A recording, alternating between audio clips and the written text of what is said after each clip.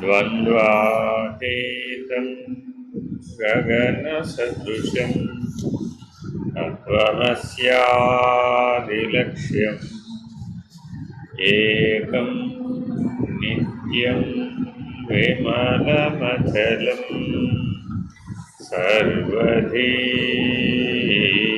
సాక్షిభూతం భావాతీతం త్రిగుణరహితం సద్గురుం తం నమామి. నమో బ్రహ్మాదిభ్యో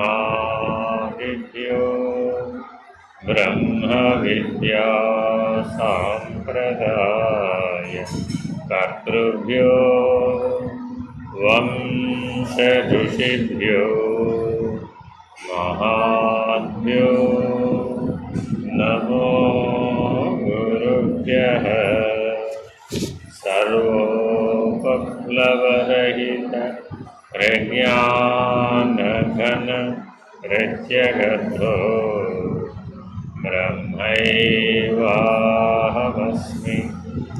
అహం పదార్థరహితః సదాశివసమారంభాః వ్యాసశంకరమధ్యమాम् అస్మదాచార్యపర్యంతాం వందే గురుపరంపరాం. హరి ఓం శ్రీ గురుభ్యో నమః. హరి ఓం. ఓం నిర్భయానందాయ విద్మహే అచల పరిపూర్ణాయ ధీమహి తన్నో పరాత్పరః ప్రచోదయాత్. ఓం సాయీశ్వరాయ విద్మహే సత్యదేవాయ ధీమహి తన్నః సర్వః ప్రచోదయాత్. ఓం తత్పురుషాయ విద్మహే మహాదేవాయ ధీమహి తన్నో రుద్రః ప్రచోదయాత్. హరి ఓం శ్రీ గురుభ్యో నమః.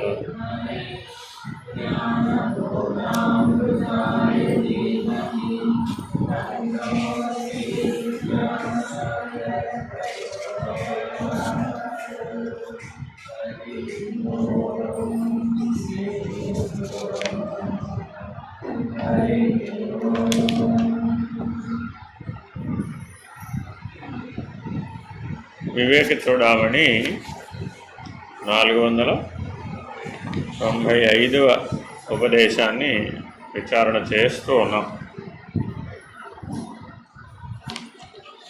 మానవులందరికీ పురుషుడు అని ఒక పేరు ఏముందండి?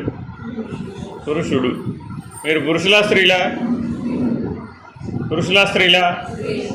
పురుషులు కాదా? రామ, అయితే మీరు మానవులు కాదు.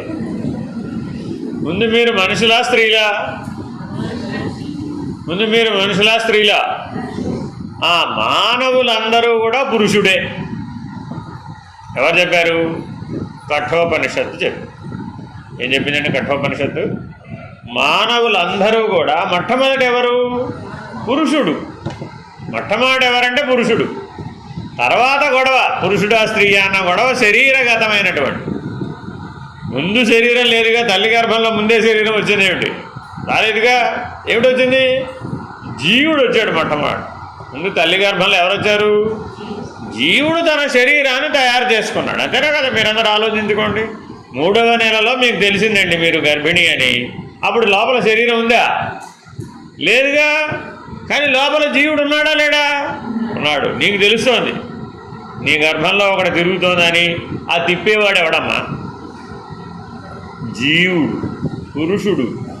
పురుషుడు అనగా ఎవరిప్పుడు? గర్భస్థ శిశువు తన శరీరాన్ని తాను ఎలా తయారు చేసుకుంటుందో ఆ శరీరం, గర్భస్థ శిశువుకి పిండమనే శరీరం తయారవడానికి ఆధారమైన వాడెవడో వాడు పురుషుడు. మరి ఇప్పుడు పుట్టక ముందే పురుషుడు ఉన్నాడా లేదా? నువ్వు స్త్రీయో పురుషుడో శరీరగతంగా ఆలోచించాలి అంటే కనీసం 6వ నెల 7వ నెల రావాలి, అంతే కదా? అప్పుడు కదా చెప్పేది. సరే, అమెరికాలో అయితే ముందే చెప్తారు అనుకోండి, బేబీ బాయా బేబీ గర్ల్ 3వ నెలకే చెప్పేస్తాడు. అయితే ఏమిటి దానివల్ల ప్రయోజనం ఏముంది? శరీరం నీకు పనిముట్టే కానీ నువ్వు శరీరం కాదు కదా.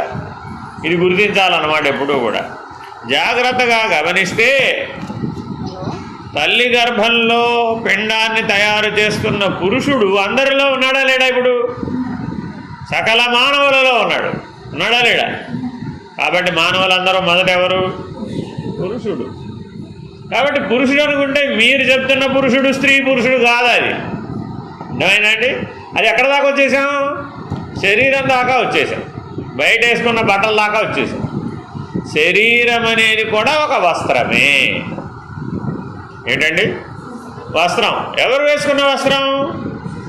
పురుషుడు వేసుకున్న వస్త్రం. అదేనండి, మీ లోపల ఒక పురుషుడు ఉన్నాడు. ఆ పురుషుడు ముందు ఒక వస్త్రం తయారు చేసుకున్నాడు తల్లి గర్భంలో. అర్థమైందండి? ఆ వస్త్రాన్ని ధరించిన వాడెవడు? పురుషుడు.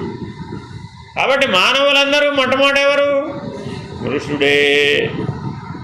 ఏ పురుషుడండి? నవద్వారపురి దేహి. దేహి అనే పురుషుడు, వాడికో పేరుంది. నీ లోపలైన దేహే, నా లోపలైన దేహే. సర్వజీవులందు ఉన్న పురుషుడి పేరేమిటి? దేహి. దేహం అనే వస్త్రాన్ని ధరించడు. అర్థమైందా? ఎవరు చెప్పారు ఈ మాట? కఠోపనిషత్తు. ఈ మాటలు ఎవరివో తెలుసా? యమధర్మరాజు గారు. ఎవరు చెప్తున్నారు ఈ పాఠం? యమధర్మరాజు గారు చెప్తున్నారు. నచికేతుడు అనే 8 ఏళ్ల పిల్లవాడికి. ఎవరికి చెప్తున్నారండి? 8 ఏళ్ల పిల్లవాడికి చెప్తున్నారు. నాయనా నువ్వెవరు అని అడిగితే, ఎవరైనా కానీ ఇప్పుడు ఇందాక మీరు చెప్పినట్టు దేహాన్ని బట్టి సమాధానం చెప్పామంట.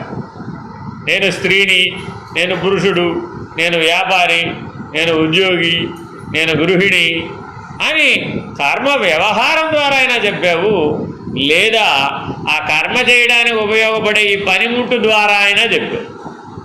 అవునా కాదా? ఆలోచించుకో.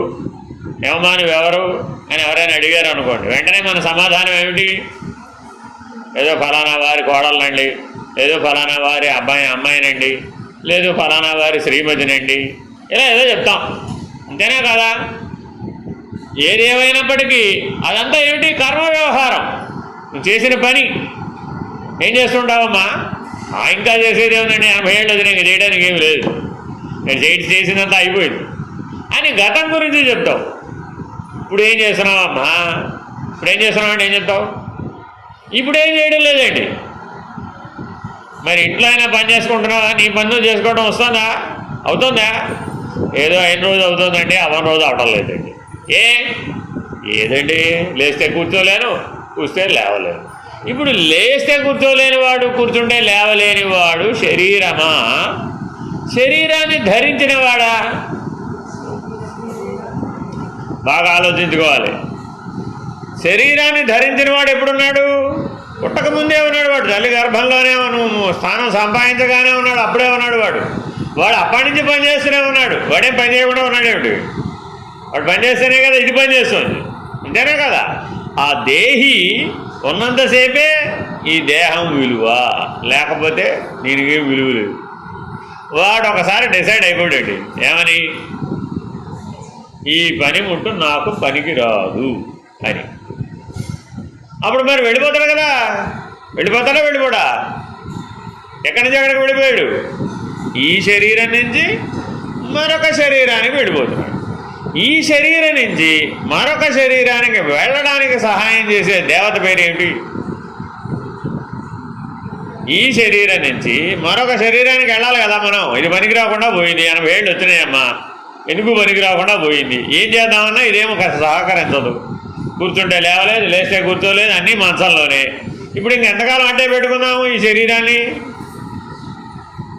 ఇంకో 880 ఏళ్ళు అట్టే పెట్టుకున్నావా? ఎవరైనా అట్లా అనుకుంటున్నారా?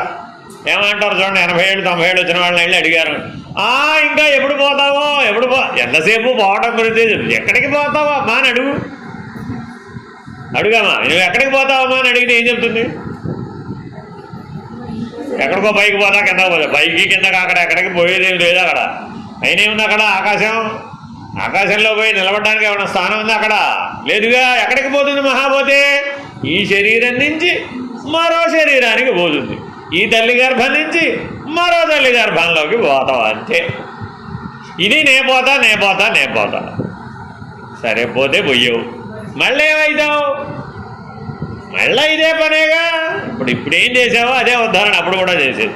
ఇదే భోజనమే, అదే నిద్రే. కొత్తగా ఏమైనా ఉందా? ఇది లేదుగా. ఆ పంచభూతాలే ఏమైనా మారిందా? మన చుట్టుపక్కల ఉన్న ప్రకృతి ఏమైనా మారిందా? అదే నేల, నీరు, నిప్పు, నింగి అవే. మళ్ళా ఆ 5లోంచి తెచ్చుకున్న ఈ శరీరమే. కాబట్టి శరీరాన్ని వస్త్ర సమానంగా చూడటం అనేది జ్ఞానం. జ్ఞానం అంటే ఏమిటి? శరీరాన్ని వస్త్రం వలె చూడవయ్యా. ఎవరికి వస్త్రమో తెలుసుకోను ఈ శరీరాన్ని. ఈ శరీరం ఒకడికి వస్త్రం. ఇప్పుడు నువ్వేమంటున్నావు? పైన వేసుకున్న వస్త్రానికి విలువ ఇస్తున్నావు ఇప్పుడు నువ్వు, అంతేనా కాదా? దేని అనుకుని? శరీరం నేను అనుకుని. అర్థమైందా? అబ్బో వాడు చూసావా పట్టుచీర కట్టుకొచ్చింది సత్సంగానికి, నీ గొడవ పాడు కానీ సత్సంగం పోయింది, పట్టుచీర ప్రధానమై కూర్చొని, అంతేనా కాదా? అంటే ఏంటిప్పుడు? శరీరం పైన కట్టిన వస్త్రాన్ని బట్టి విలువ అనేటటువంటి భ్రాంతి ఏర్పడింది. భ్రాంతేనా కాదా? ఏముందమ్మా అందులో? నువ్వు కూడా కడుతుంది, ఏముందంటే పెద్ద విషయం. అప్పుడు పట్టుచీర కడితే నువ్వు కూడా పట్టుచీర కట్టి ఏముందంటే పట్టుచీర కట్టినంత మాత్రాన జ్ఞానమేనా అందామా? పట్టుచీర కడితే భగవంతుడేనా? కాదే. పట్టుచీర కడితే అమ్మవారిని కొలుస్తామేమిటి? లలితా త్రిపుర సుందరి అని అంటావేమిటి? కాటన్ చీర కడితే లలితా త్రిపుర సుందరి కాదా? అలా ఎలాగా? కట్టిన వస్త్రాన్ని బట్టి అమ్మవారిని నిర్ణయం చేయడానికి వీలవుతుందా? అవడం లేదుగా. మీరు మనం గమనించాం కదా, దసరాల్లో ఎక్కడికి వెళ్ళండి మీరు, అన్ని చోట్ల అందరూ అమ్మవారికి ఏం కడతారు? అంతా పట్టుచీరలమయమే. 365 రోజులు కట్టచ్చుగా. కడతారేమిటి? అమ్మవారికి వస్త్రం అనగానే ఏదో చీర పట్టుకొస్తావు, చీర బ్లౌజ్ పట్టుకొస్తావు, పెడతారు. అది కాటనో ఇంకోటో ఏదైతే ఏమిటి, ఏ చీర అయినా అక్కడ అమ్మవారి దగ్గర ఏం భేదం లేదు. నీకు ఇచ్చేటప్పుడు కూడా శేషవస్త్రం అని ఇస్తారే తప్ప ఇదిగో అమ్మ కాటన్ వస్త్రం ఇచ్చాను, ఇదిగో అమ్మ పట్టు వస్త్రం ఇచ్చాను అంటాడేమిటి? అవును కదా. కాబట్టి వస్త్రాన్ని బట్టి నీ విలువ నిర్ణయం కావడం లేదు. దేని బట్టి అవుతుంది మరి? నీ జ్ఞానాన్ని బట్టి. నీ విలువ అంతా దేన్ని బట్టండి? నీ జ్ఞానాన్ని బట్టే. గుర్తుపెట్టుకోవాలంటే జ్ఞానం శరీరానికి సంబంధించిందా, పురుషుడికి సంబంధించిందా? మనందరికీ జ్ఞానం ఉందని ఒప్పుకుంటామా లేదా? ఒప్పుకుంటేనే కదా నచికేతుడు యమధర్మరాజు దాకా వెళ్ళగలిగాడు. జ్ఞానం లేకపోతే అటు వెళ్ళగలిగాడు? వెళ్ళగలుగుతాడు ఎవరన్నా? వెళ్ళలేరుగా. మనం కూడా ఈ శరీరం నుంచి మరొక శరీరానికి వెళ్ళాలండి. వెళ్ళే జ్ఞానం ఉంటేనే కదా వెళ్ళగలుగుతుంది మనం. అట్లాగేగా వేరే శరీరం నుంచి ఈ శరీరంలో వచ్చాం. ఈ శరీరంలో ఈ జన్మలో పుట్టామండి, అంతకుముందు జన్మలో వేరే శరీరంలో ఉండుంటాం. ఇందులో ఎలా ఉన్నామో అందులో ఉండటం కూడా అంతే సత్యం. సరే, రేపొద్దున దీంతో పని అయిపోయింది, ఈ పని ముట్టి అవతల పారేసాం, ఇంకో శరీరంలోకి వెళ్ళిపోతాం. ఇప్పుడు ఈ శరీరాలు మార్చేటటువంటి జ్ఞానం మనకు ఉన్నట్టా లేనట్టా? ఉందా? ఎవరికి ఉంది? స్త్రీకా పురుషుడిగా? స్త్రీకా పురుషుడిగా? స్త్రీ పురుష భేదం లేని పురుషుడికి. పురుషుడు అనకూడదు, ఇప్పుడు ఏమనాలి? స్త్రీ పురుష భేదం లేదు వాడికి. వాడు అందరికీ పురుషుడే వాడు. కాబట్టి ఆ పురుషుడు ఎట్లా ఉన్నాడయ్యా అంటే ఈ శరీరాన్ని వస్త్రంగా చూస్తున్నాడు. ఈ వస్త్రం చిరిగిపోయిందండి, ఏం చేస్తావు? చిరిగిపోయిన వస్త్రం కట్టుకుంటారంటే ఎవరైనా కానీ కట్టుకోరుగా, పడేస్తావు. పాత వస్త్రమైనా చిరిగిపోలేదండి, ఉతికి శుభ్రం చేసి అదే కట్టుకుంటావు. కానీ కొత్త చీర తెచ్చావమ్మా, దేనికో పట్టుకుని కొర్రు పట్టుకుని పర్రం చిరిగిపోయిపోయినది. కానీ నేను రాత్రే తెచ్చావు, ఒకసారే కట్టావు కదా అని చిరిగిపోయి చీర కట్టుకుంటావు. పెట్టుకోవుగా, కొత్తదేగా మరి. అయితే చిరిగిపోయిన పనికిరాదురా బాబు అన్నావా లేదా? కాబట్టి జాగ్రత్తగా గమనిస్తే మన శరీరం అనేటటువంటిది కూడా ఎంత కొత్తదైనా ఎంత పాతదైనా చిరిగిపోతే పారేయవలసిందే. అది భగవద్గీత వాక్యం. అందుకని ఎవరైనా పోగానే ఏం పెడతారంటే వాసాంసి జీర్ణాని యథా విహాయ నవాని గృహ్ణాతి నరోపరాణి తథా శరీరాణి విహాయ జీర్ణ అన్యాని సంయాపి నవాణి దేహి. ఒక ఆవిడకి భ్రాంతి పోలేదట. అయ్యో నిన్నే తెచ్చానే కొత్త పట్టు చీరే, కొర్రు పట్టుకుని తిరిగిపోయిందే, ఏం చేయాలి వెళ్ళి అని ఆలోచించి భద్రంగా దాన్ని మడతలేసి మళ్ళా లోపలడు. రోజుకోసారి బీరువా తీసి అయ్యో నా చీర తిరిగిపోయిందే అని ఏడుస్తాం. వాళ్ళు ఆయన చూసాడు. ఎందుకు ఏడుస్తున్నామ్మా అన్నాడు. చీర తిరిగిపోయింది, నాకు అర్థం అదే. తిరిగిపోయింది లేవమ్మా, నువ్వు ఏడవడం ఎందుకు? ఎట్లా పారేస్తా, నేను చూస్తూ 10,000 రూపాయలు పెట్టి చీర కొన్నాను, ఎంత విలువ హెచ్చించి కొన్నాను, ఆ చీర కాస్త వినియోగించుకోకుండానే వేస్ట్ అయిపోయింది కదా అని రోజు నాకు దుఃఖం వస్తుంది. ఇప్పుడు ఏం చేయాలి? సరే ఆ చీరను ఏదో ఎలా వినియోగపడితే అలా వినియోగించుకోవచ్చు కదా, అలుగుడ్డకైనా ఉపయోగపడుతుంది కదా హాయిగా. అలుగుడ్డ పట్టు చీర వాడుతున్నావు అంటే నీ స్టేటస్ పెరిగినట్టే తగ్గినట్ట? పెరిగిపోయినట్టు. దాన్ని 10 ముక్కలు వేసి అలుగుడ్డ కింద వాడుకో చక్కగా అని ఆయన ఒక సలహా ఇచ్చాడు. బాగుందంటారా లేదంటారా? పట్టు చీరనే అలుగుడ్డ వాడుకోమంటావు, నేనే వాడుకున్నా, తిరిగిపోయిన అలా రోజు చూసి ఏడుస్తూ ఉంటానే తప్ప అన్నాడే అనుకోండి. అలాగే ఈ శరీరం మనకి ఏదో రోజు పడిపోయిందండి. పడిపోయిందని ఏం చేద్దాం? భద్రంగా బీరువాలో పెట్టి దాచుకోవమ్మా అన్నారనుకోండి. అలా కుదురుతుందా? రోజుకోసారి తలుపు తీసి ఈ శరీరాన్ని చూసి మళ్ళీ ఒకసారి ఏడ్చి మళ్ళీ ఒకసారి మూసేస్తే బాగుంటుందంటారా? బాగుంటుంది. అలా ఎవరైనా చేస్తున్నారా? ఎందుకని ఒకవేళ అలా ఎవరైనా చేశారనుకోండి, ఏమన్నా ఆ పట్టుచీర చూసి ఏడ్చిన వాడు ఎంత అజ్ఞానం, ఈ శరీరాన్ని చూసి ఏడ్చిన వాడు కూడా అంతే అజ్ఞాని కదా, వేరే ఏముంది అక్కడ? కాబట్టి లోపల ఉన్నటువంటి పురుషుడు ఎవడైతే ఉన్నాడో ఆ పురుషుడికి ఈ వస్త్రం పోయినా వాడికి ఏం పట్టలేదు, శరీరం అనే వస్త్రం పోయినా అంతకంటే ఏం పట్టలేదు. ఎందుకని?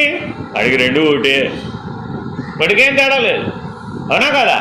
ఇప్పుడు ఆ పురుషుడు తల్లి గర్భంలో ఉన్నాడు కదా, ఇప్పుడు శరీరం తయారవ్వకముందే ఉన్నాడు అక్కడ. తన శరీరాన్ని తానే తయారు చేసుకున్నాడు. తన పుట్టుకకు కారణం ఎవరిప్పుడు? పుట్టింది ఏది? పురుషుడు పుట్టాడంటావా? శరీరం పుట్టిందన్నా? పురుషుడు పుట్టాడా శరీరం పుట్టిందా? పురుషుడు పుట్టాడా శరీరం పుట్టిందా? చూడండి, ఇప్పుడు పురుషుడు తాను శరీరం కంటే ముందున్నాడు. గుర్తుపెట్టుకోవాలి, పురుషుడు ఎక్కడున్నాడు? ఇప్పుడు శరీరం తల్లి గర్భంలో శరీరం తయారవ్వక ముందే ఉన్నాడు.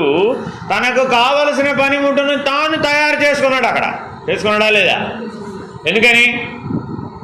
కాబట్టి ఇంతమంది ఇన్ని రకాలుగా ఉన్నారు, లేకపోతే అందరూ ఒకలాగానే ఉండాలిగా. అవునా కాదా? చూడండి, ఒకరు తెల్లగా ఉన్నారు, ఒకరు పొట్టిగా ఉన్నారు, ఒకరు పొడుగ్గా ఉన్నారు, ఒకటి గెరజాలు చుడుతూ ఉన్నాడు, ఒకటి గుండుతూ ఉన్నాడు. రకరకాల వ్యవహారాలు, వ్యాపారాలకు సరిపడే పనిముట్టు ఇన్ని రకాలుగా ఎలా తయారైంది? ఆ పురుషుడి యొక్క ఆలోచనను బట్టి, ఆ పురుషుని యొక్క సంకల్పాన్ని బట్టి, ఆ పురుషుని యొక్క జ్ఞానాన్ని బట్టి, ఆ పురుషుడు ఏ రకమైన అనుభవాన్ని పొందాలనుకుంటున్నాడో ఆ అనుభవానికి కావాల్సిన పనిముట్టును ఆ పురుషుడు తయారు చేస్తుంది. అనవలసిందేనా కాదా? తల్లి ఏమైనా మార్పులు చేర్పులు చేసి వచ్చా? కుదరదా? తెల్లగా పుట్టే పిల్లవాడిని నల్లగా, నల్లగా పుట్టేవాడిని తెల్లగా, పొడుగ్గా పుట్టేవాడిని పొట్టిగా, పొట్టిగా పుట్టేవాడిని పొడుగ్గా, అలా మార్చవచ్చా మార్చకూడదా? తల్లి నిమిత్త మాత్రం రాలే తప్ప ఏమీ ఆవిడ ప్రమేయం లేనే లేదు. అడిగింది ఇవ్వడమే ఆవిడ పని అంతే. ఎముకలు ఇవ్వమ్మా ఇచ్చేసింది, చర్మం ఇవ్వమ్మా ఇచ్చేసింది, రక్తం ఇవ్వమ్మా ఇచ్చేసింది, ప్రాణాలు ఇవ్వమ్మా ఇచ్చేసింది. ఏమడిగితే ఆ లోపల ఉన్నవాడు అడిగాడు, ఈ ఇచ్చినవాడు ఇచ్చేసాడు. ఇచ్చినవాడెవడు? ఇచ్చినవాడెవడు? ఇచ్చినవాడెవడు? ఇచ్చినవాడెవడు? ఇప్పుడు తల్లి కదా ఇచ్చింది. గర్భంలో ఉన్న శిశువుకి ఎవరిచ్చారు? తల్లే కదా ఇచ్చింది. ఇందులో పురుషుడు లేడా? ఉన్నాడుగా. ఈ శరీరం లోపల కూడా పురుషుడు ఉన్నాడు కదా. ఆ పురుషుడు ఈ పురుషుడు అడిగితే ఇవ్వాలా అవుతా? ఇవ్వాల్సిందే, అంతే. నో అంటాం కుదరదు. కుదురుతుందా? ఏది నో అని చూద్దాం. నీ ప్రమేయం ఏమి లేదు అక్కడ. ఏమంటే ఇవ్వడమే, అంతేనా కదా? పురుషుడు అడిగాడు, పురుషుడు ఇచ్చేసాడు, అంతే. మధ్యలో శరీరం ఏమిటంటావు? నిమిత్త మాత్రం అంతే. భోజనం చేయడానికి ఒక విస్తరాకు అవసరం అమ్మా. ఏదో ఒక విస్తరాకు, అరిటాకో, అడ్డాకో, మోదుగాకో, బాదమాకో, ఏదో ఒక ఆకు అవసరం. ఆ ఆకు ఎంతవరకు దాంతో పనో ఈ శరీరంతో కూడా అంతే పని. భోజనం చేసిన తర్వాత భద్రంగా ఆకు దాచిపెట్టుకున్నావా లేదా? పెట్టుకోలేదా? ఇప్పుడే కదా భోజనం చేసావు, ఆకు భద్రంగా దాచిపెట్టవచ్చా లేదా? పడేసావా? అయ్యే, ఎవరన్నా ఎంగిలాకు భద్రంగా దాచిపెట్టుకున్నారా? ఎందుకని? పని అయిపోయింది దాంతో, అన్న దాంతో, అంతేనా కాదా? అలాగే తల్లి లోపలున్న పురుషుడు కూడా ఈ పిల్లవాడికి ఎంతసేపు ఇవ్వగలుగుతాడు? గర్భం లోపల ఉన్నప్పుడే. బయటకు వచ్చేసిన తర్వాత ఇవ్వమని చూద్దాం. వీలు కాదు, సంబంధం తెగిపోయింది. ఆ బొడ్డుతాడు అనే సంబంధం, నాభీకందం అనేటటువంటి సంబంధం తెగిపోయింది. ఎప్పుడైతే తెగిపోయిందో నువ్వు వాడిని వేరుగా చూసి పెంచాల్సిందే. ఒకటే అంటానికి వీలు కాల. అర్థమైందా? ఇప్పుడు తల్లి లోపలున్న పురుషుడు, గర్భస్థ శిశువు లోపలున్న పురుషుడు ఒక్కడేనా వేరువేరా? అనాల్సిందేగా. ఎందుకని? వాడికి శరీరం పనిముట్టే, ఈవిడికి శరీరం పనిముట్టే. కాబట్టి ఆ పురుషుడు ఒక్కడే అయితే పుడుతున్నది పురుషుడా శరీరమా? ఇప్పుడు శరీరమే పుడుతుంది. పురుషుడు అలాగే ఉన్నాడుగా. పుట్టినంత మాత్రాన పురుషుడు మారిపోయాడా? పెరిగినంత మాత్రాన మారిపోయాడా? బాల్యంలో మారిపోయాడా? యవ్వనంలో మారిపోయాడా? కౌమారంలో మారిపోయాడా? వృద్ధాప్యంలో మారిపోయాడా? వాడు పురుషుడు ఎప్పుడు అలాగే ఉన్నాడు. ఈ పనిముట్టును వాడుకుంటూనే ఉన్నాడు. కాబట్టి జనన మరణాలు శరీర ధర్మములు. జనన మరణాలు ఎవరి ధర్మములు? శరీర ధర్మాలు. పురుషుడి ధర్మం కాదు అది. పురుషుడు ఎంతసేపు వాడుకోవడం, పని అయిపోతే పుల్లి విస్తరాకు వలె, ఎంగిలి విస్తరాకు వలె పారేసి మరో దాంట్లోకి వెళ్ళిపోవడమే వాడి పని. ఇలా ఎవరైతే శరీరాలు మారుస్తున్నారో ఆ మార్చే పురుషుడి పేరు క్షరపురుషుడు. ఏ పురుషుడు అండి ఆయన? శరీరాలు మారుస్తూ ఉంటాడు. దీంతో పని అయిపోయినా 5 వదిలేసావు అన్నాడు, మరో శరీరంలో గడిపోయి. అలా శరీరాలు అనేకంగా మార్చేటటువంటి పురుషుడి పేరేమిటి? క్షరపురుషుడు. చీమ నుంచి బ్రహ్మ దాకా ఉన్నాడు ఈయన. ఎక్కడి నుంచి ఎక్కడ దాకా ఉన్నాడు ఈ పురుషుడు? చీమ నుంచి బ్రహ్మ దాకా ఉన్నాడు ఈ పురుషుడు. మరి ఇప్పుడు చీమలు కూడా చచ్చిపోతున్నాయి, చచ్చిపోవట్లేదు? చచ్చిపోతాయి, అవి కూడా చచ్చిపోతాయి. మనలాంటి జీవాలే అవి కూడా. దోమలు, చీమలు, క్రిమికీటకాదులు, పక్షులు, అనేక రకాల జీవరాశులు ఉన్నాయా లేదా? అవి కూడా చనిపోతున్నాయా లేదా? చనిపోతున్నాయి. అప్పుడు అవి శరీరాన్ని మార్చుకుంటున్నాయా లేదా? మార్చుకుంటాయి. నువ్వు ఎలా మార్చుకుంటావు అవి మార్చుకుంటాయి. మరి ఇప్పుడు వాటిలో కూడా పురుషుడు ఉన్నాడా లేడా? ఉన్నాడు. అయ్యో, లేకుండా పోలే. కుక్కలో ఉన్న పురుషుడు, ఏనుగులో ఉన్న పురుషుడు, బలిలో ఉన్న పురుషుడు, మసలిలో ఉన్న పురుషుడు, తాబేల్లో ఉన్న పురుషుడు, చేపలో ఉన్న పురుషుడు, కోడిలో ఉన్న పురుషుడు. ఏ జీవ శరీరం అయినా లోపల ఎవడున్నాడు? ఈ పురుషుడు, జీవుడు, క్షరపురుషుడు. వీడేం చేస్తున్నాడు? ఎప్పటికప్పుడు శరీరాన్ని వాడుకుంటూ ఉంటాడు, అనుభవాన్ని సంపాదిస్తూ ఉంటాడు. ఆ అనుభవానికి ఇక పనికి రాకపోతే ఆడ బారేసి ఇంకో శరీరం వీడు. అదేనండి, వీడి పురుషుడు అంట. ఏ పురుషుడు వీడు? క్షరపురుషుడు. అర్థమేనండి? ఇలాగే బ్రహ్మాండం, సృష్టి, అక్కడ కూడా ఓ పురుషుడు ఉన్నాడు. మరి ఇప్పుడు మనందరినీ ఆడిస్తున్నవాడు ఒకడు ఉన్నాడా లేదా? జంత్రగాడు బొమ్మలను ఆడించు రీతిగా మనల్ని ఆడిస్తున్నాడా లేదా? ఆడించే శక్తి ఒకటి ఉందా లేదా? ఆయన ఎవరు? చైతన్యం. అదెవరు? చైతన్యం. దాన్ని చైత్య పురుషుడు అన్నారు. ఏ పురుషుడు అండి ఆయన? చైత్య పురుషుడు. ఎక్కడున్నాడు? అంతటా వ్యాపించి ఉన్నాడు. పంచభూతాలంతటా వ్యాపించి ఉన్నాడు. ఈశ్వరుడు అని వాడికి పేరు. ఆ చైత్య పురుషుడికి ఏమని పేరు? ఈశ్వరుడు. ఆ ఈశ్వరుడు ఆడించినట్టు ఈ జీవుడు ఆడాలా వద్దా? మరి మనం అందరం ఏమంటున్నాం? అంతా పైవాడి దయండి అంటున్నావా లేదా? ఎవడా పైవాడు? ఈశ్వరుడు. ఎవడా ఈశ్వరుడు? అక్షర పురుషుడు. వాడి పేరేంటి? అక్షర పురుషుడు. వీడి పేరేంటి? క్షరపురుషుడు. వీడు ఆడేవాడు, వాడు ఆడించేవాడు. చూసుకోండి మీరు. ఆయన ఎవరు? డైరెక్టర్. ఈయనెవరు? యాక్టరు. ఓ సినిమా నడవాలంటే ఏముండాలి? యాక్టర్ గారు ఉండాలి, డైరెక్టర్ గారు ఉండాలి. డైరెక్టర్ లేకుండా సినిమా తయారవుతుందా? ఇంతకీ సినిమాలో నటించే వాళ్ళు ఎక్కువ మంది ఉంటారా, డైరెక్టర్లు ఎక్కువ మంది ఉంటారా? అదేమిటి, ఎంత వీళ్ళు ఎంతమంది ఉంటే వాళ్ళు కూడా అంతమంది ఉండాలి కదా, ఉంటారా? ఉండరు కదా. కాబట్టి ఈ జగన్నాటకం అనే నాటకాన్ని నడిపించేటటువంటి ఈశ్వరుడు ఒక్కడే. ఆయన నువ్వు ఏ పేరుతో పిలిచినా, రాముడన్నా, కృష్ణుడన్నా, అల్లా అన్న, ఏసు అన్న, రమణ మహర్షి అన్న, భగవాన్ సత్సాయిబాబా అన్న, మెహర్ బాబా అన్న, నిర్భయానంద స్వామి అన్న, నీ పేరు చెప్పినా నా పేరు చెప్పినా, ఇవన్నీ క్షరపురుషుడి దగ్గర వ్యవహారమే తప్ప అక్షర పురుషుడి దగ్గర కూడా ఇదే గొడవ ఉంది. ఇదే గొడవ ఉంటే ఆయన అక్షర పురుషుడు ఎలా అవుతాడు? ఆయన కూడా ఏమైపోయాడు? క్షరపురుషుడే. అర్థమేనండి? డైరెక్టర్ గారు కూడా సినిమాలో పాత్ర వేసేటండి, వేసాడా లేదు? అలాగా కె విశ్వనాథ్ గారు ఆయనే డైరెక్షను, ఆయనే ఓ పాత్ర కూడా వేసాడు అనుకోండి. అప్పుడు ఆయన ఏమో అయ్యాడు నటుడు కమ్ డైరెక్టర్, రెండు పనులు చేసాడా లేదా? అప్పుడు మరి ఆయనకి ఎవరైనా డైరెక్టర్ వేరే వాడు ఉంటాడట, ఆయనే డైరెక్టరు, ఆయనే యాక్టర్ కూడా. అలా వచ్చినవే అవతారాలు. సద్గురువులు అవతార పురుషులు అంటే ఎవరు? ఆయనే డైరెక్టరు, ఆయనే యాక్టర్ కూడా. రాముడు కృష్ణుడు అలాగే వచ్చారు. అమ్మవారి అవతారాలన్నీ అవే, అయ్యవారి అవతారాలన్నీ అవే. ఎందుకో సద్గురువులు మహానుభావులు అందరూ అలాగే వచ్చారు. వాళ్ళకి వేరే రెండో డైరెక్టర్ లేడు. అర్థమైందండి? వాళ్ళకే ఆ జ్ఞానం ఉంది. ఇప్పుడు అక్షర పురుషుడు అంటే ఏమిటి? జ్ఞానం. ఈశ్వరుడు మనల్ని అందరిని ఎట్లా ఆడిస్తున్నాడంటారు? ఆడించే జ్ఞానం ఉండాలా వద్దా ఆయనకి? మీరే మీ పిల్లల్ని ఆడించాలండి. ఉదాహరణ చెప్తా. పిల్లల్ని ఆడించడం ఒక ఆర్టేనా కాదా?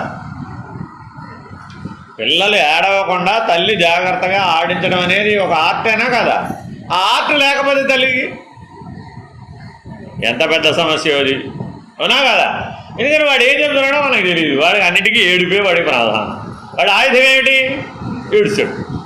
ఏం చేయాలి తల్లి? ఇప్పుడు వాడిని ఎలాగోలా ఆడించాలి. వాడి ఆకల, వ్యవహారమా, ఆట, విసర్జన ఏంటి, వాడి అవసరం ఏమిటి, ఏది లేదు. వాడికి 24 గంటలు పొద్దుపోవాలి. వాడికి ముందు 24 గంటలు వాడిని ఎంగేజ్ చేయాల్సిన ఎవరు? ఇప్పటికి 24 గంటల పని అది, అవునా కదా? వాడిని నిద్రపోయేస్తే అమ్మయ్యా పడుకున్నాడు రా బాబు, ఇప్పుడు నా పని నేను చేసుకోవచ్చని హాయిగా వెళ్ళి ఒక 3-4 గంటలు పని చేసుకో. ఈ 3-4 గంటల లోపల వాడు కుయ్యో మర్రో అని లేస్తాడు, మళ్ళా మొదలు. కాబట్టి ఇప్పుడు ఈ పిల్లవాడిని సరిగ్గా పెంచడం అనే దాంట్లో ఈ ఆడించడం అనే పని కూడా ఉందా లేదా? ఉంది. ఆటైనా ఆటతో పాటు ఇప్పుడు ఏమైనా నేర్పుతుందంట. నేర్పుతుంది. చూడండి, మీరు కావాల్సి వస్తే ఏం చేస్తుంది? ఆవు వచ్చింది చూడు, అదిగో కుక్క వచ్చింది చూడు, ఇదిగో కాకి వచ్చింది చూడు అని బయట ఉన్న ప్రకృతిని పరిచయం చేస్తుంది. ఇదిగో పువ్వు చూడు, అదిగో కాయ చూడు, ఇదిగో చెట్టు చూడు. వాడికి అన్నీ వింతే. అంతేనా కాదా? ఈవిడ కూడా వింతేనన్నావా? ఈవిడికి వింతే ఉంది, ఈవిడికి సామాన్యం. ఎందుకని? ఈవిడ 25 ఏళ్ళు 30 ఏళ్ళు 40 ఏళ్ళ నుంచి అవన్నీ చూస్తూనే ఉందిగా. ఈవిడికి విశేషం ఏం లేదు, వాడికి విశేషం. క్షరపురుషుడికి వ్యవహారం అంతా విశేషం. అక్షర పురుషుడికి తల్లి అక్షర పురుషుడు, పిల్లవాడు క్షరపురుషుడు. మరి ఇప్పుడు ఈ పిల్లవాడిని ఆడించడమేనా? ఆటతో పాటు జ్ఞానం ఏమైనా నేర్పుతుందా? నేర్పుతుందిగా. నేర్పడం లేదా? ఎందుకని? మొదటి 5 ఏళ్ళు ఆవిడ దగ్గరే నేర్చుకునేది ఎవరైనా కానీ. తల్లే తొలి గురువు, నేనా కాదా? కాబట్టి నీ జ్ఞానానికి ఆధారం ఎవరు? తల్లే. ఆవిడే మొదటి గురువు. కాబట్టి అక్షర పురుషుడు గురువు, క్షరపురుషుడు శిష్యుడు. చూసుకోండి, అర్థం చేసుకోండి. నిజ జీవితాన్ని అర్థం చేసుకుంటే అక్షర పురుషుడు ఎవరు? గురువు. క్షరపురుషుడు ఎవరు? అదిగో వాళ్ళందరూ మనకి జ్ఞానం నేర్పుతున్నారు. వాళ్ళందరూ ఎవరు? అక్షర పురుషుడు. వాళ్ళు నేర్పేటప్పుడు డైరెక్టర్గా ఉన్నారు. మనందరికీ ఎన్నో నేర్పారా లేదా? వాళ్ళు ఆ నేర్పినప్పుడు ఎవరు? వాళ్ళు అక్షర పురుషుడు, గురుస్వరూపం. వాళ్ళ జీవనం వాళ్ళు జీవించారా లేదా? జీవించారుగా. శరీరధారులుగా ఉన్నప్పుడు వాళ్ళ జీవితం వాళ్ళు జీవించారు. అప్పుడు డైరెక్టర్తో పాటు ఎవరు? వాళ్ళు యాక్టర్ కూడా. అర్థమైందండి? మళ్ళీ వాళ్ళకి ఎవరో రెండో డైరెక్టర్ రాలే. వాళ్ళే డిసైడ్ చేసుకున్నారు ఏది ఎలా ఉండాలో, ఏది ఎలా చెయ్యాలో, దేన్ని ఎలా ఉంచాలో. ఇవన్నీ వాళ్ళకి తెలిసి ఆ జ్ఞానం ఉంది. కాబట్టి క్షరపురుషుడికి అక్షర పురుషుడికి మధ్య భేదం ఏమిటంటావు? క్షరపురుషుడు అంటే ఇప్పుడు ఆ 9 నెలల అమ్మాయి అనుకో కాసేపు, అక్షర పురుషుడు అంటే వాళ్ళ అమ్మ అనుకో కాసేపు. వాళ్ళిద్దరి మధ్య తేడా ఏమిటి? ఇద్దరు శరీరం దృష్ట్యా చూస్తే ఇద్దరు ఆడపిల్లలే, అంతేనా కాదా? ఏమిటిద్దరి మధ్య భేదం? అనుభవ భేదం, పరిణామ భేదం, జ్ఞాన భేదం. 3 భేదాలు ఉన్నాయట. ఏంటండి అవి? అనుభవ భేదం, పరిణామ భేదం, జ్ఞాన భేదం. అవునా కదా? చూడండి, అనుభవ భేదం ఎందుకని? అమ్మాయికి ఇంకా 9 నెలల పిల్లకి ఇప్పుడు ఏం చెప్పాలి? రా నీకు మృత్యుంజయ మంత్రం చెప్తారా అన్నాం అనుకోండి. ఎట్టాగో ఇది అయ్యే పని అని అంటావా? అమ్మాయికి ఇంకా అంత మంత్రం నేర్చుకునేంత జ్ఞానం ఉందా? లేదు కదా. మరి ఇప్పుడు ఆ అమ్మాయిని మనం ఇప్పుడు ఏదో చెప్పించాలి, ఏదో చేయించాలంటే అవుతుందిగా. ఎందుకని? అంత అనుభవం లేదు. సరే, ఓడిపోయింది. 2 పరిణామం. సరే రా నీకు ఆవకాయ పెడతారా అన్నాం. 9 నెలల అమ్మాయికి ఆవకాయ పెడితే ఏమవుతుంది? గగ్గోలు పెట్టి ఏడుస్తుంది. అదే గగ్గోలు పెట్టి ఏడుస్తుంది. ఎందుకని? ఆ పరిణామం లేదు, దాన్ని భరించగలిగే శక్తి. పరిణామం అంటే అర్థం ఏమిటి? భరించగలిగే శక్తి. ఇప్పుడు 80 ఏళ్ళ ఆవిడకి భరించగలిగే శక్తి ఉందా లేదా?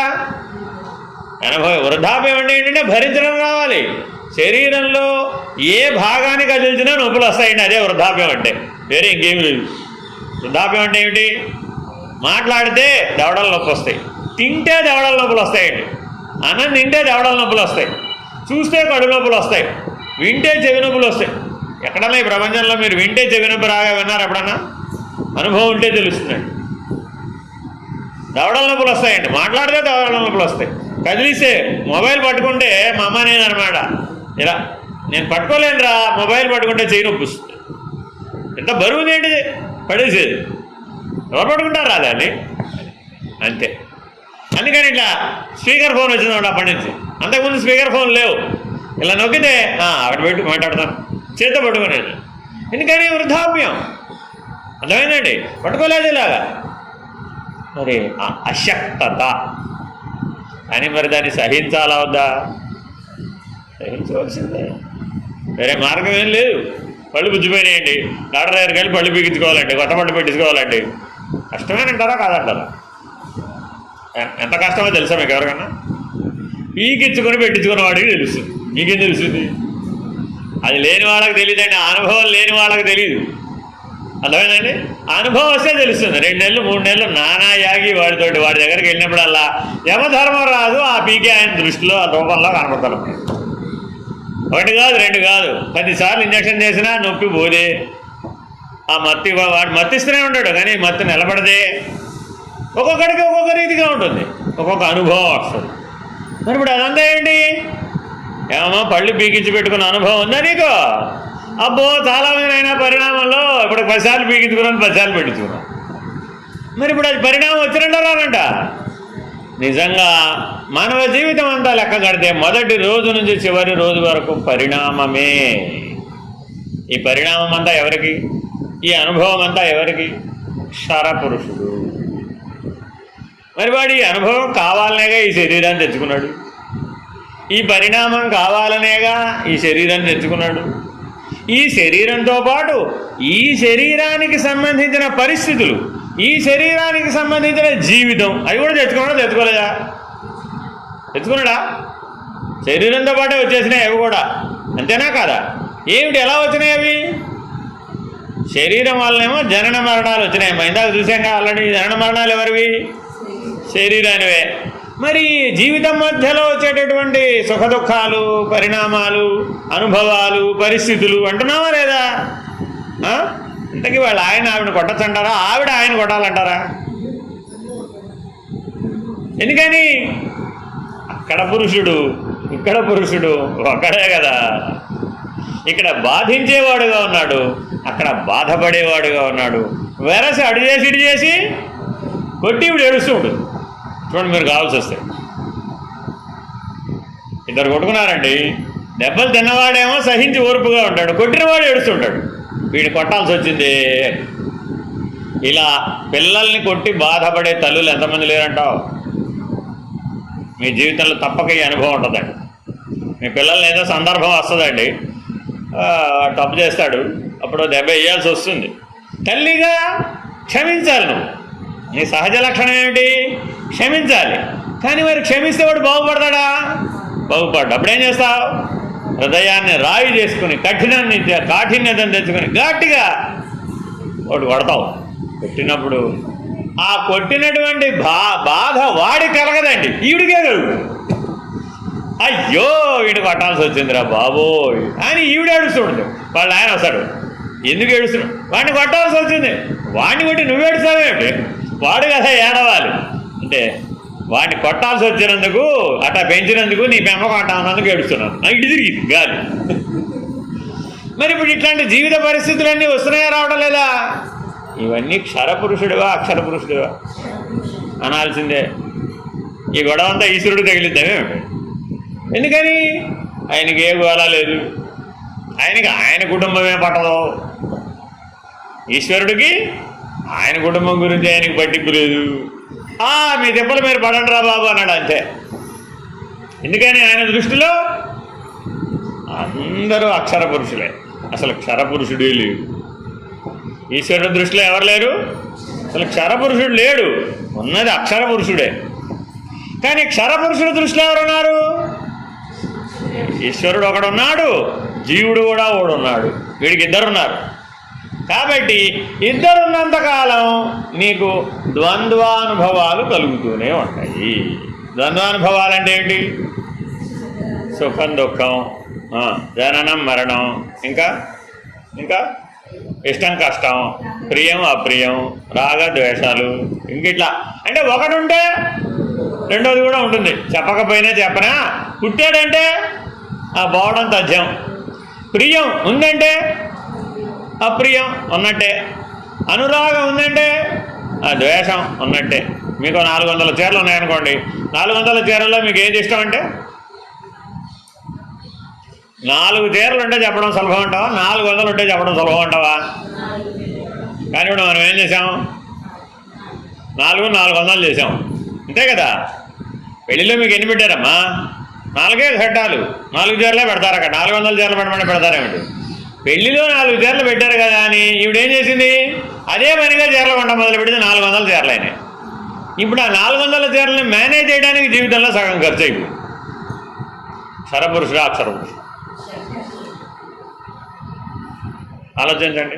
ప్రతి అంశంలో ఏం జరిగిపోతుందయ్యా? అనుభవము, పరిణామము. మరి మూడోదైన జ్ఞానం, అది అక్కర్లేదా? కావాలి కదా. అసలు అది ఉంటేనే కదా ఇవన్నీ. అన్నం వండడానికి జ్ఞానం కావాలా, అనుభవం కావాలా, పరిణామం కావాలా? అన్నం వండడానికి అనుభవం కావాలా, పరిణామం కావాలా, జ్ఞానం కావాలా?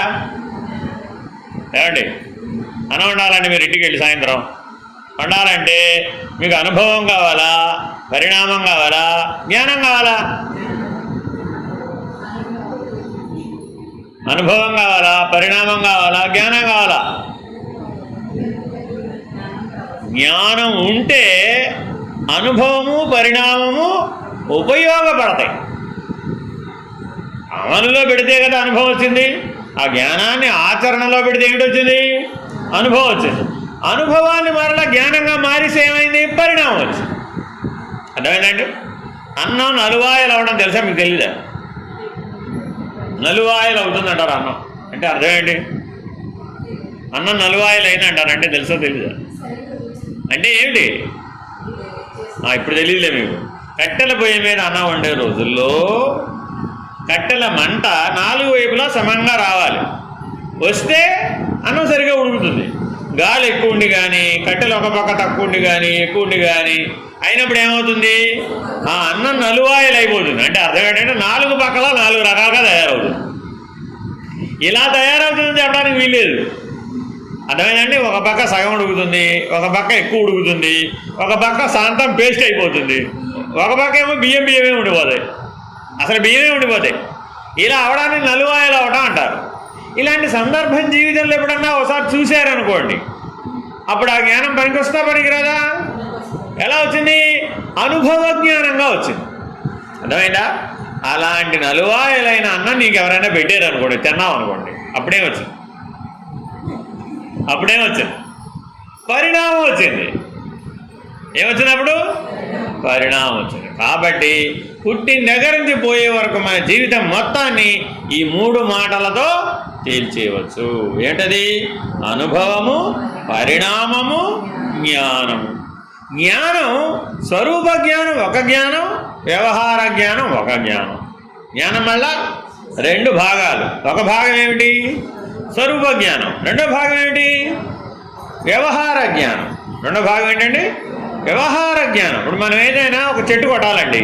చెట్టు కొట్టాలంటే స్వరూప జ్ఞానం ఉండాలా, వ్యవహార జ్ఞానం ఉండాలా? వ్యవహార జ్ఞానం ఉండాలి ముందు. ఎందుకని? కత్తికి భోజనం ఉండాలి, ఎలా కొట్టాలో తెలియాలి. లేకపోతే మీద పడేట్టు కొడతావు, ఆ చెట్టు కింద నువ్వే నలిగిపోతావు, పెద్ద ప్రమాదం వస్తుంది. కాబట్టి వ్యవహార జ్ఞానం ఒకటి ఇంపార్టెంటేనా కాదా? అనవసరం అనకూడదు. అర్థమేనంటే వ్యవహార జ్ఞానం అవసరమే, కానీ స్వరూప జ్ఞానం లేకుండా. స్వరూప జ్ఞానం అంటే ఎవరికి ఉంటుంది? పురుషుడికి ఉంటుంది. గుర్తుపెట్టుకోండి, స్వరూప జ్ఞానం అంటే ఎవరికి ఉంటుంది? పురుషుడికి ఉంటుంది. వ్యవహార జ్ఞానం అంటే ఎవరికి ఉంటుంది? వ్యవహార జ్ఞానం ఎవరికి ఉంటుంది? వ్యవహార జ్ఞానం ఎవరికి ఉంటుంది? బుద్ధి. నీ శరీరంలో 5 భాగాలు ఉన్నాయి. ఏమిటవి? శరీరం, ప్రాణం, మనసు, బుద్ధి, చైతన్యం. 5 ఉన్నాయి మనకి. ఉన్నాయా లేవా? శరీరం, ప్రాణం, మనసు, బుద్ధి, చైతన్యం. వ్యవహార జ్ఞానం అంతా ఎవరిది? ఇప్పుడు బుద్ధిది. బుద్ధి పెట్టుకోవాలి. వ్యవహార జ్ఞానం అంతా ఎవరిది? బుద్ధిది. స్వరూప జ్ఞానం అంతా ఎవరిది? చైతన్యం. ఇలా అంటే ఏమిటి? ఇలా అంటే ఏమిటి? చిన్ముద్ర, తత్వమసి. ఇలా చెప్పేదాన్ని ఏమంటారు? తత్వమసి, చిన్ముద్ర. అంటే ఈ వ్యవహార జ్ఞానాన్ని ఈ స్వరూప జ్ఞానం వైపు మళ్ళించాలి, తిప్పాలి. ఈ స్వరూప జ్ఞానమే ప్రధానం. ఈ వేలు తీసేసాడండి ద్రోణాచార్యుడు. ఏమైపోయింది? ఆయనకి విలువించి బుర్రలో ఉంది, కానీ ఇది లేకపోతే,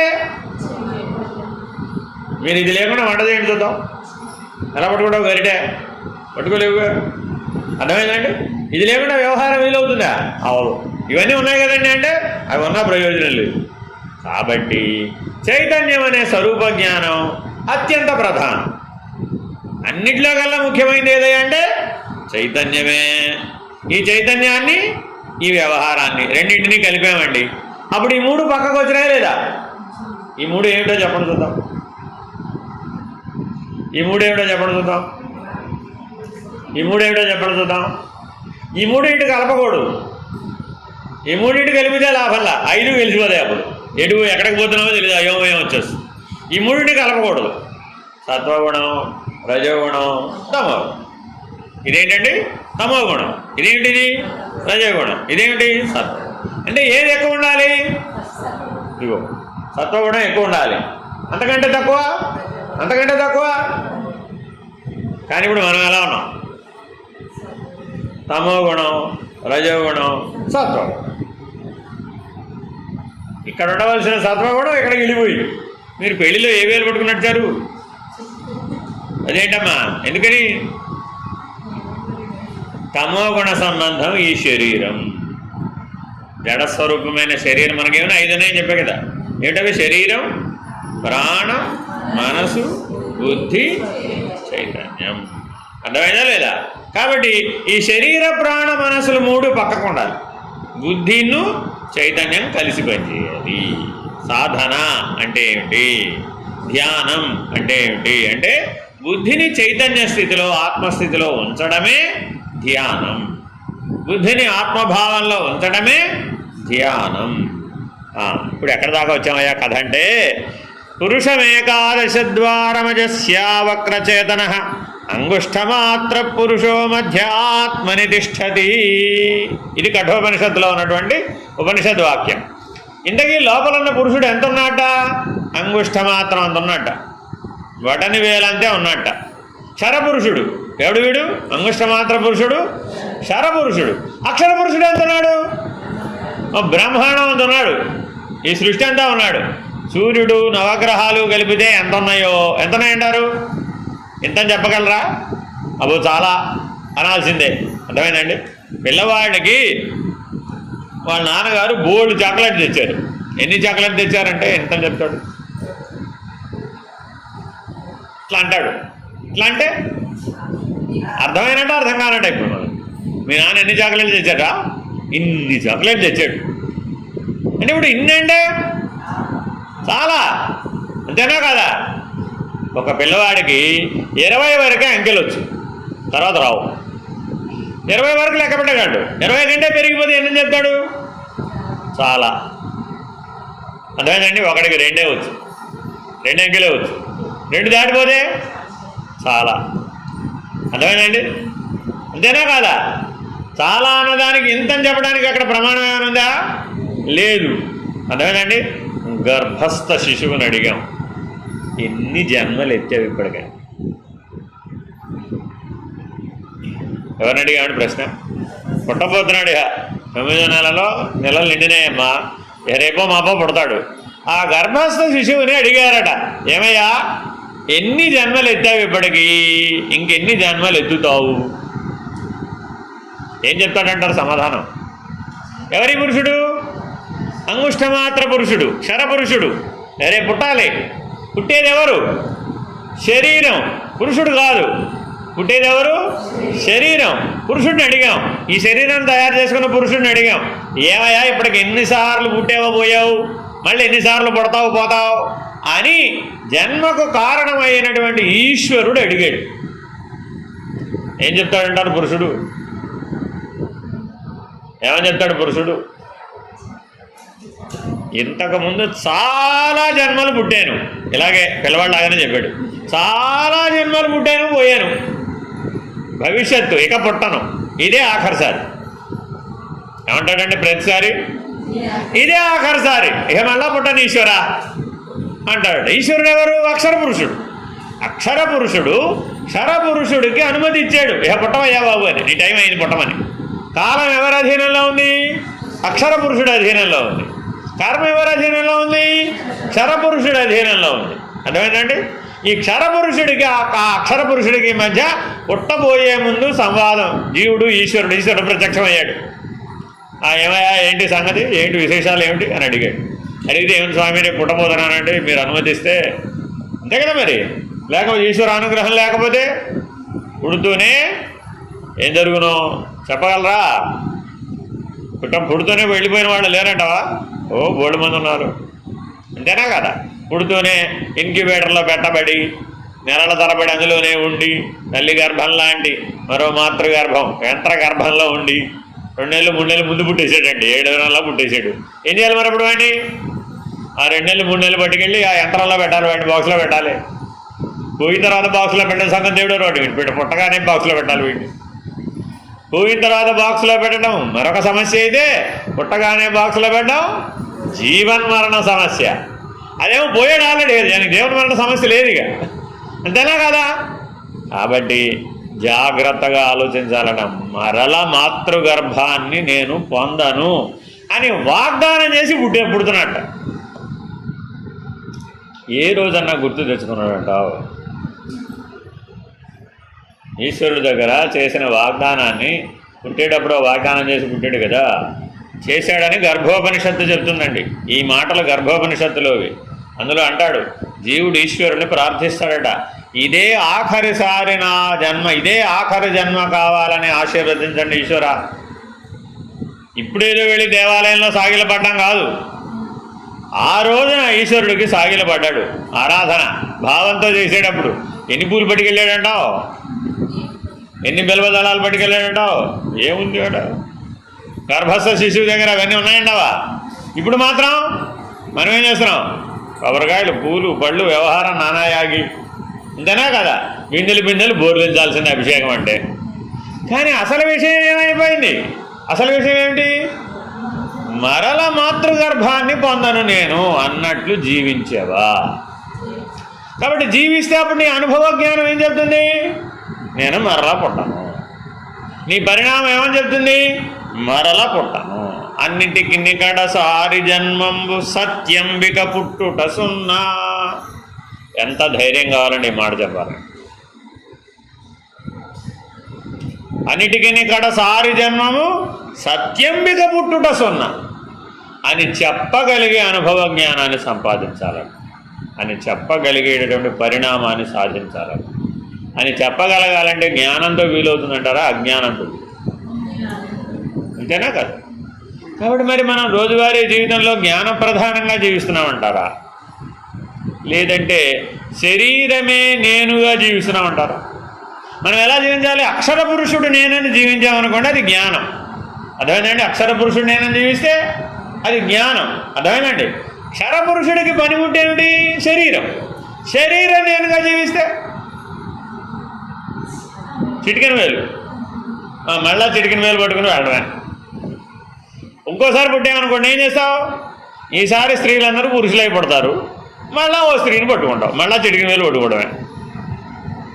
చిటికెన వేలు అంటే శరీరం, శరీర భావన. అర్థమైందండి?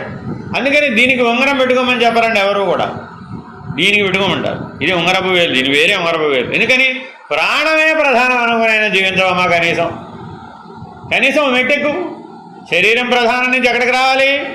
ప్రాణప్రధానంగా జీవించు. ఏమంటే మీ ఆయన మీకు ఎటువంటి వాడు, ఆయనకి స్థానం ఎంత ఇస్తారు మీరు అని అడిగారు అనుకోండి, ఏ స్థానం ఇస్తారు?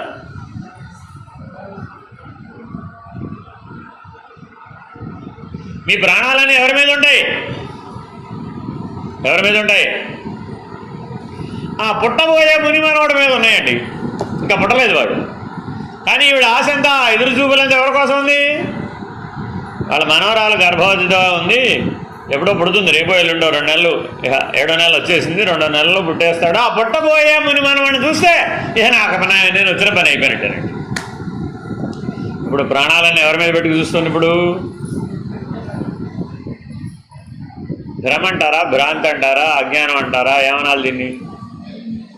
ఏ పురుషుడు అనాలి? ఇప్పుడు అంటానికి కూడా లేదు. ఎందుకని? శరపురుషుడు శరీరం కాదుగా, విలక్షణుడు, అంగుష్టమాత్ర పురుషుడు. శరపురుషుడికి శరీరం పనిముట్టు, వాడికేమీ దాంతో ఏం పెద్ద పని లేదు. వాడి చేతిలో పనిముట్టు.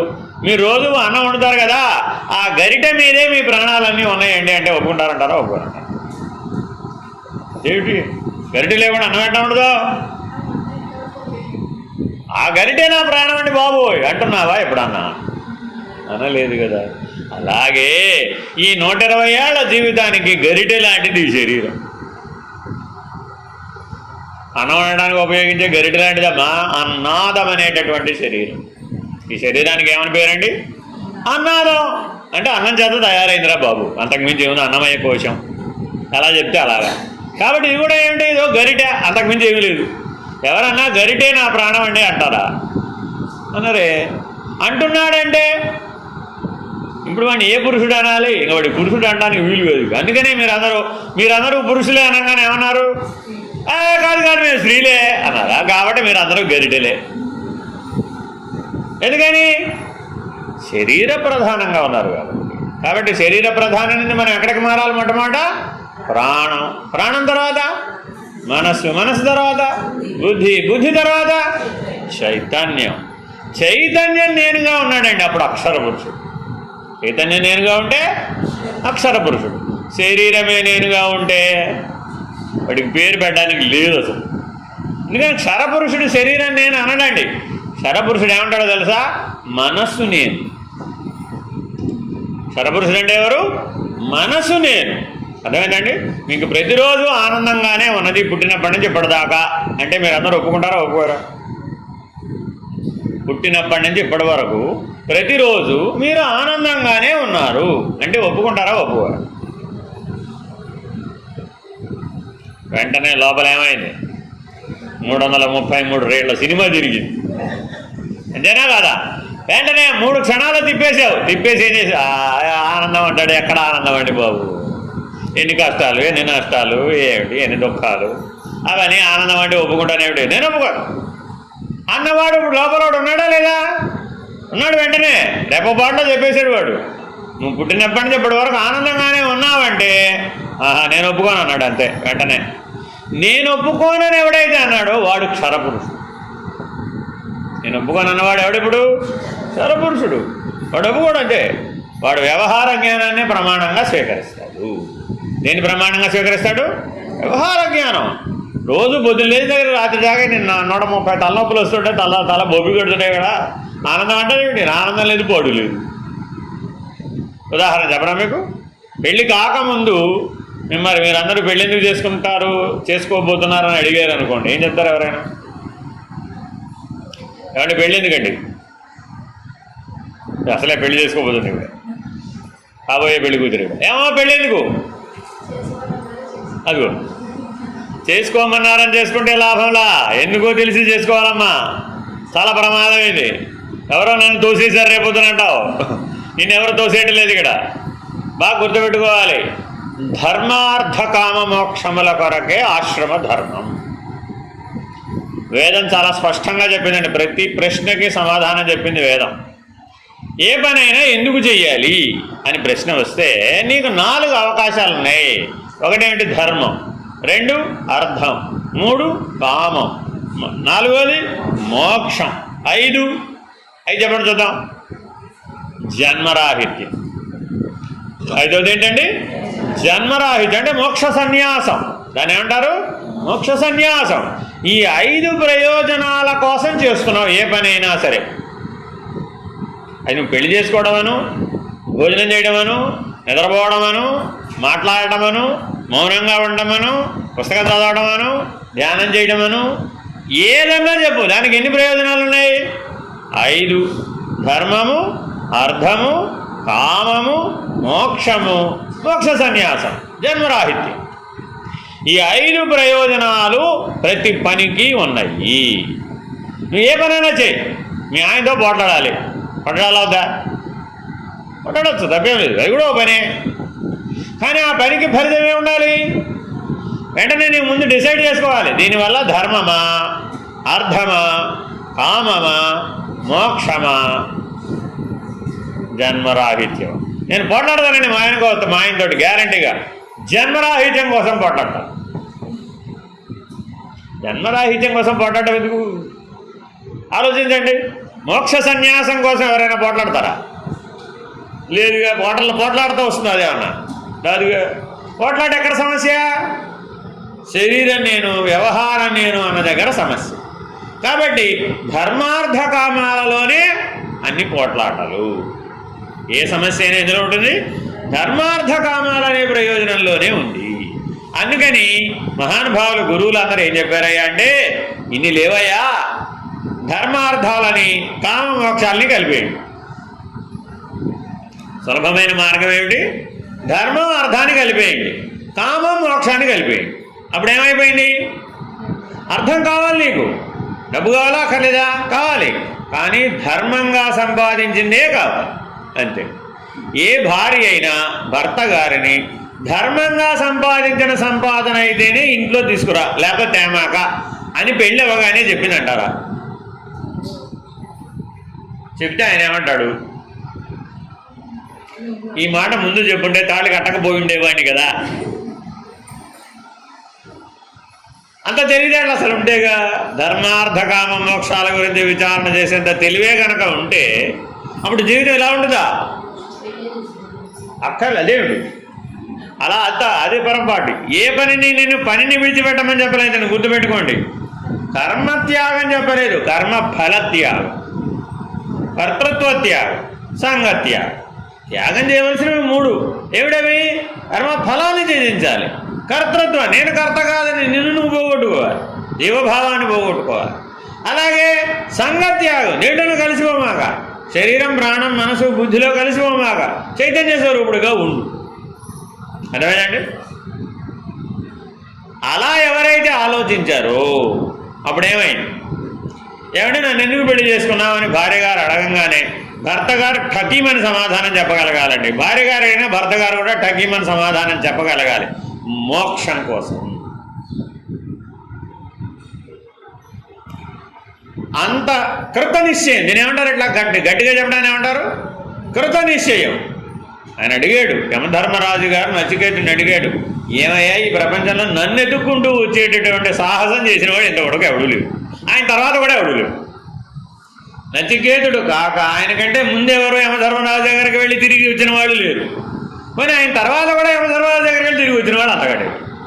కానీ యమధర్మరాజును గురువుగా పెట్టుకుని ఉపనిషత్తు అంతా పాఠం చెప్పించుకుని ఆత్మజ్ఞానాన్ని పొంది తిరిగి వచ్చినటువంటి వాడు నచికేతుడు ఒక్కడే. నీ ధైర్యాన్ని మెచ్చుకున్నానయ్యా. యమధర్మరాజు గారి పేరు చెబితే చాలు అడిగిపోయి పారిపోవడమే, మృత్యువు పేరు చెబితే చాలు పారిపోవడమే. ఎందుకని? వాళ్ళకెవరికి మోక్షం మీద దృష్టి లేదు. కాబట్టి మోక్షం మీద ఎవరికైతే దృష్టి ఉంటుందో వాళ్ళకి యమధర్మరాజు గారు గురు, మృత్యుదేవత గురు, కాలం గురు. మృత్యుదేవత అంటే ఏంటి? కాలమేగా. ఎవరైనా వెళ్ళిపోయారండి, వెళ్తే అక్కడ ఏమంటాడు? టైం అయిపోయినట్టు కాలం చేశారండి అంటున్నారా లేదా? ఏమంటే ఫలానా వారు ఉన్నారంటే వారు కాలం చేశారండి మన మధ్య అంటారా లేదా? కాబట్టి మృత్యు అంటే ఏమిటి? కాలమే. ఈశ్వరుడు అంటే ఏమిటి? కాలమే. అక్షర పురుషుడు అంటే ఏమిటి? కాలస్వరూపుడు. మరి అక్షర స్వరూపుడుగా ఉంటున్నామా, క్షరపురుషుడిగా ఉంటున్నామా? ఏమిటోనండి, ఆ సాంబార్లో ములక్కాళ్ళు వేసి ఉంటే బాగుండేది కదా. నాకు అర్థం కాదండి. ఒక్క ములక్కాడు కూడా వేయలేదు. ములక్కాళ్ళ సీజన్ కదా ఇప్పుడు. బండి ఎక్కడికి వచ్చేస్తే ఇప్పుడు శరీరం నేను దాకా కూడా వెళ్ళిపోయింది, విషయం నేను దాకా కూడా వెళ్ళిపోయింది, వ్యవహారం నేను దాకా కూడా వెళ్ళిపోయింది. ఇలా మన జీవితంలో ప్రతిరోజు ప్రతి క్షణము ఎక్కడ ఉండాలి, ఎక్కడ దాకా వెళ్ళిపోతుంది జ్ఞానం? శాంతం ఉప్పు పప్పు దాకా వెళ్ళిపోతుంది. అంటే మోక్షము, మోక్ష సన్యాసము నిర్ణయం చేయాలి అంటే ఎటువంటి జ్ఞానం కావాలి, ఎటువంటి అనుభవం కావాలి, ఎటువంటి పరిణామం కావాలి? ఆ నిమిత్తమే నేను జీవిస్తాను అని భావించేవాడెవడో వాడే సరి అయినటువంటి సాధకుడు. సాధకుడు అంటే ఎవరండి? ఎవరైతే మోక్షము, మోక్ష సన్యాసము అనేటటువంటి నిర్ణయం కోసం నేను జీవిస్తున్నానంటాడో వాడే సాధకుడు. వాడి కోసమే ఆశ్రమాలు, ఆలయాలు, క్షేత్రాలు. ఇప్పుడు మన వాళ్ళందరూ మనం కూడా వెళుతున్నాం లేదా? కానీ సాధకులుగా వెళుతున్నామంటారా, సామాన్యులుగా వెళ్తున్నామంటారా, విహారయాత్రకు వెళ్ళేవాళ్ళలాగా వెళుతున్నామంటారా? సామాన్యులుగా కూడా వెళ్ళాలి, విహారయాత్రకు వెళ్ళేవాళ్ళలాగా వెళ్ళు. ఎందుకని? అన్నీ తట్టాబుట్ట అన్నీ సర్దేసుకుని ఇక్కడి నుంచి అక్కడ దాకా రిజర్వేషన్ చేసేసుకుని, దర్శనం కూడా రిజర్వేషన్ చేసేసుకుని, ప్రసాదం కూడా బుక్ చేసేసుకుని, ఇంకా అక్కడికి వెళ్ళిన ఈశ్వరుడి మీద వదిలేసింది ఏముంది అక్కడ? సామాన్యుడు కనీసం ఏదైనా ఈశ్వరుడి మీద వదిలేస్తాడు. మనం ఇప్పుడు ఎలా పెడుతున్నాం? విహారయాత్ర అంతే. అందువల్ల మనకు ఆ యాత్రలో ఏ రకమైన పరిణామం రావడం లేదు. పూర్వం కొండకి వెళ్ళొచ్చారంటే ఎన్ని కష్టాలు, అవన్నీ ఎదుర్కొని వెళ్ళి దర్శనం చేసుకుని ఇంటికి వచ్చిన తర్వాత సమారాధన చేసేటప్పటికి ఆ సమారాధనలో అందరికీ కూడా ఆ దర్శనం యొక్క విశేషాలు చెప్పగలిగి పంచగలిగే దివ్యత్వం అనే జ్ఞానం ఏం లభించేదండి? తీర్థయాత్ర వలన దివ్యత్వం అనే జ్ఞానం లభించేది. మరి ఇప్పుడు అంత జ్ఞానం లభిస్తుందంటారా? ఎందుకని లభించలే? ఇక్కడ నుంచి ట్రైన్ టికెట్ బుక్కు, ఆ తర్వాత కార్ టికెట్ బుక్కు, ఆ తర్వాత హోటల్ టికెట్ బుక్కు, ఆ తర్వాత దర్శనం టికెట్ బుక్కు, ఆ తర్వాత రిటర్న్ టికెట్ బుక్కు, ఆ తర్వాత ఏమిటి ఇంకా బుక్కే అంత ప్రయోజనం లేదు కదా. ఏం పరిణామం వస్తుందమ్మా ఇందులో అన్నింటిలో? చాలా బాగా జరిగిందండి దర్శనం మాట. ఏం చాలా బాగా జరిగిందయ్యా? ఎంత హాయిగా జరిగిందో. కరెక్ట్గా టైంకి వెళ్ళామండి, అరగంటలో దర్శనం అయిపోయిందండి, అరగంటలో బయటకు వచ్చేసామండి. అంతా హోటల్ వసతి బాగుంది, భోజన వసతి బాగుంది, ట్రైన్ వసతి బాగుంది, ఈ వసతి సౌకర్యాలు బాగా ఉన్నాయండి. ఇప్పుడు దేనికోసం వెళ్ళాడు? వసతి సౌకర్యాల కోసం వెళ్ళాడు అంతే. అంతే. అప్పుడు ఏమైపోయింది? దృష్టి అంతా దేని మీదకి వచ్చేసింది? మోక్షం, మోక్ష సన్యాసం పోయి ఆ స్థానంలో ఏమొచ్చేసినాయి? ఇంతసేపు వ్యావహారికమైనటువంటి శరీర ఇంద్రియ సుఖానికి బానిస అయిపోయినటువంటి జీవితం వచ్చేసింది. కాబట్టి ఈ స్థాయి నుంచి మనం ఏ స్థాయికి చేరాలి? అక్షర పురుషుడు నేను, చైతన్యమే నేను, ఈశ్వరుడు నేను, ఆత్మస్వరూపుడు నేను, బ్రహ్మస్వరూపుడు నేను అనేటటువంటి అక్షర పురుషుడు నేను అనే స్థాయికి చేరుకున్నటువంటి వాళ్ళకి మూడవ పురుషుడైనటువంటి పురుషోత్తముడు అనేటటువంటి స్థాయి మోక్ష సన్యాస స్థితిలో లభిస్తుంది. మోక్ష సన్యాసం అంటే ఏమిటండి అంటే ఈ రెండు కూడా కాదయ్యా, అనంత విశ్వానికి అవతల ముందున్నటువంటి వాడు. వీడెవడు? ఈ శరీరానికంటే ముందున్నవాడు క్షరపురుషుడు, ఈ సృష్టి కంటే ముందున్నవాడు అక్షర పురుషుడు, విశ్వానికంటే ముందున్నవాడు పురుషోత్తముడు. అటువంటి పురుషత్రయాన్ని మనం అర్థం చేసుకోవడం కోసమనే మన ఆలయాలు, ఆశ్రమాలు, అదిగో మహానుభావులందరూ మనకి బోధ చేసి ఉన్నారు. ఆ బోధన అనుసరించి మనం జీవించాలి. హరి ఓం శ్రీ గురుభ్యో నమః. హరి ఓం పూర్ణమద పూర్ణమిదం పూర్ణాత్ పూర్ణముదచ్యతే పూర్ణస్య పూర్ణమాదాయ పూర్ణమేవావశిష్యతే. ఓం తత్సత్. ఓం శాంతి శాంతి శాంతి. హరి ఓం. శ్రీ గురుభ్యో నమః. హరి ఓం. నారాయణ నారాయణ.